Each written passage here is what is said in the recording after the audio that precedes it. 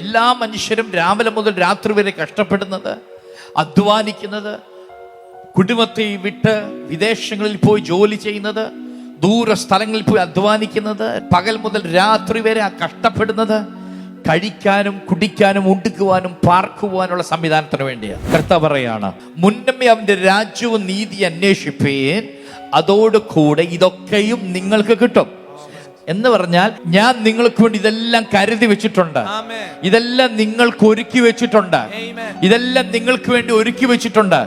പക്ഷെ നിങ്ങൾ എന്നെ അന്വേഷിച്ചാൽ, നിങ്ങൾ എന്റെ വഴികളിൽ നടന്നാൽ, ഞാൻ കൽപ്പിക്കുന്നത് നീ അനുസരിച്ച് നടന്നാൽ, നീ എന്നെ അനുസരിച്ചാൽ, hallelujah. യെശയ്യാ 1:19. Can you read it?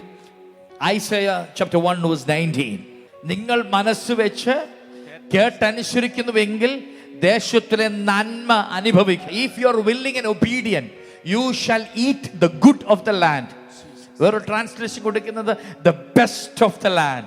ദേശത്തിലെ ഏറ്റവും നല്ലത് നീ അനുഭവിക്കും.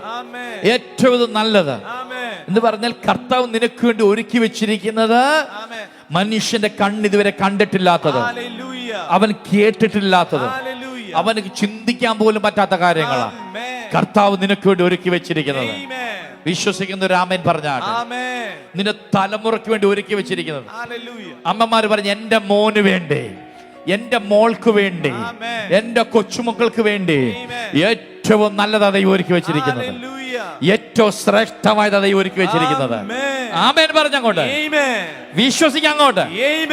ഏറ്റവും നല്ലത്, എല്ലാവരും പറഞ്ഞു ഏറ്റവും നല്ലത്, ഏറ്റവും ശ്രേഷ്ഠമായത് എന്റെ ഭാവിക്ക് വേണ്ടി, എന്റെ ഭാവിക്ക് വേണ്ടി, എന്റെ നാളേക്ക് വേണ്ടി എന്റെ ദൈവം ഒരുക്കിയിട്ടുണ്ട്.